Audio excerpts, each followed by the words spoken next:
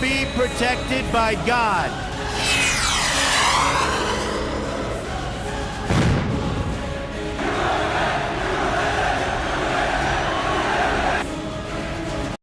The law of power for today is Law 6.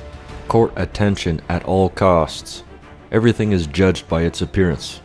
What is unseen counts for nothing.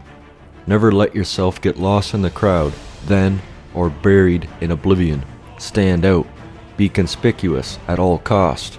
Make yourself a magnet of attention by appearing larger, more colorful, more mysterious, and more powerful than the bland and timid masses. And we have no better testament to that fact than Trump. He follows these laws quite well. Breaking. Video of third attack. The sky is orange. Kinda reminds me of the shock and awe campaign from Iraq. The AP is reporting the sky is orange from the US-led attack on Syria. NBC News reports AP reporter in Damascus says the US, UK, and France attacks have turned the sky orange and explosions are being heard to the east, west, and south. Let's take a look.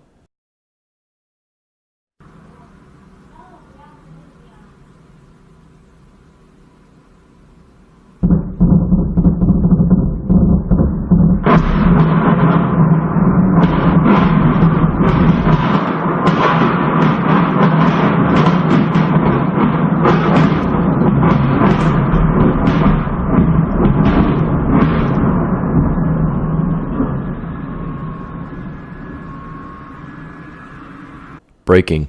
They're going to attempt impeachment for launching the Syria airstrike. Quite typical of the Democrats, and if we suffer the same fate of losing the houses, we can expect this type of stuff on a daily occurrence, because they care not about logic. And even the people who follow the Democrats, a lot of them don't care about logic.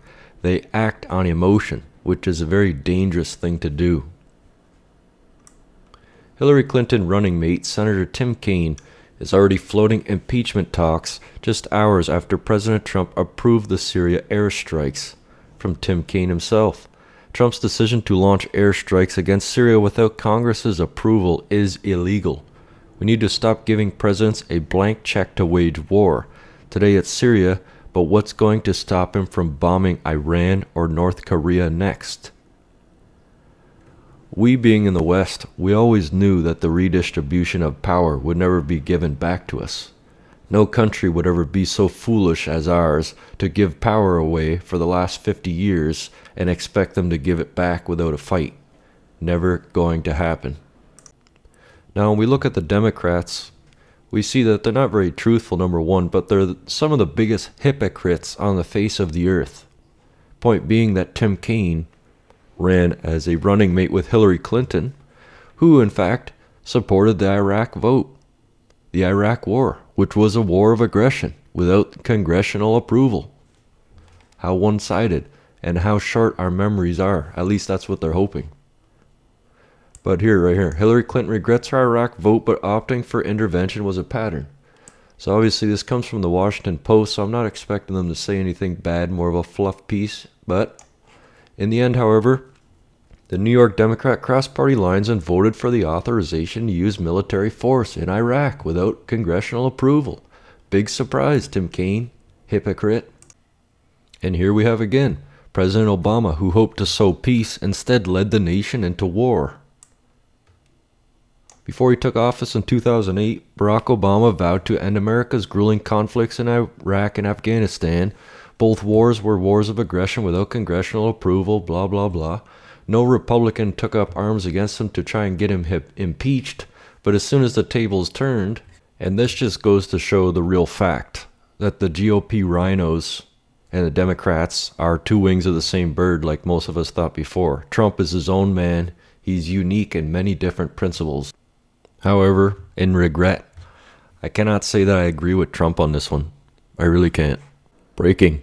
Canadian Prime Minister Justin Trudeau, who is actually the most socialist leader in the Western world, supports the decision of the US, UK, and France to strike Syria. I suppose that's probably one of the main reasons why I'm wondering if Trump was in the right on this one. My guess is no, especially if you got a guy like this supporting it. The Prime Minister Justin Trudeau issued the following statement today on airstrikes in Syria.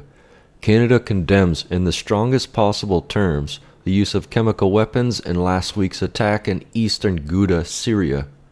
Canada supports the decision by the United States, the United Kingdom, and France to take action to degrade the Assad regime's ability to launch chemical weapon attacks against its own people. We will continue to work with our international partners to further investigate the use of chemical weapons in Syria. Those responsible must be brought to justice, says the George Soros bought and paid for puppet, Justin Trudeau. What a troll. You did a backdoor deal with Omar Khadr with not even stepping into the courtroom. Because honestly, Mr. Prime Minister, I was prepared to be injured in the line of duty when I joined the military. Nobody forced me to join the military. I was prepared to be killed in action. What I wasn't prepared for, Mr. Prime Minister, is Canada turning its back on me.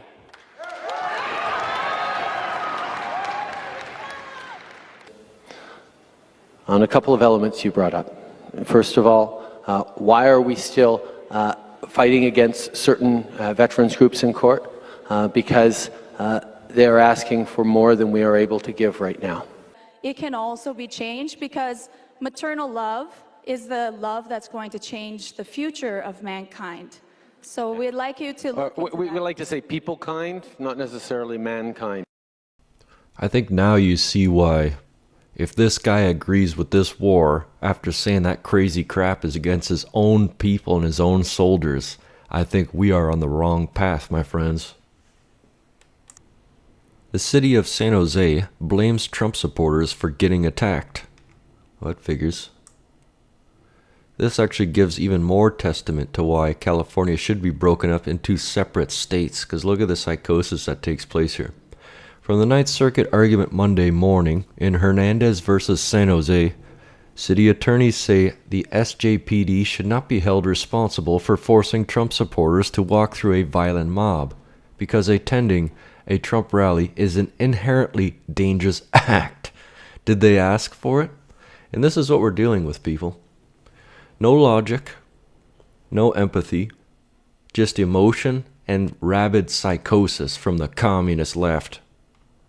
The plaintiffs there also alleged an affirmative act that was halting private rescue efforts for the guy who had wandered into the desert. The court said, okay, but we have to look at what would have realistically been possible in the absence of state action here. A person who wanders into the desert is facing inherently the danger of starvation and all of the other things.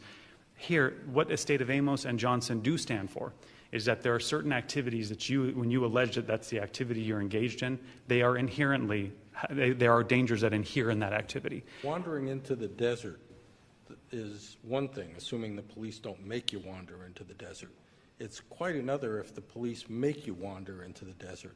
Then it's more like that case of the guy who was drunk and the police made him walk home in his T-shirt. Your Honor, police did not make plaintiffs go to the Trump rally. They didn't make the protesters go to the Trump rally. They have their own volition. But they made the rally people run the gauntlet of the anti-rally people.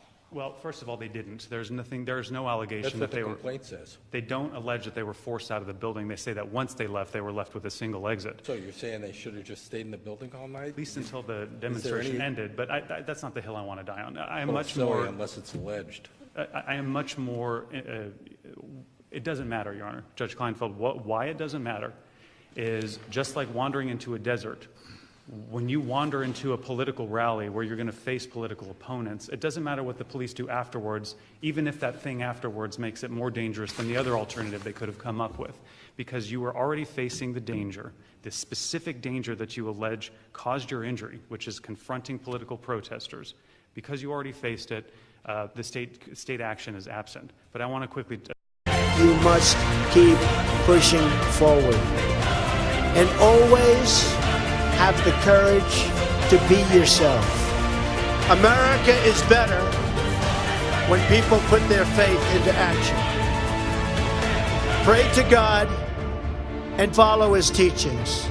Today, each of you begins a new chapter as well. When your story goes from here, it will be defined by your vision, your perseverance, and your grit. You will build a future where we have the courage to chase our dreams no matter what the cynics and the doubters have to say. You will have the confidence to speak the hopes in your hearts. And we will not go quietly into that good night, for we will rage against the dying of the light. As always, God be with us, God bless us, and Godspeed.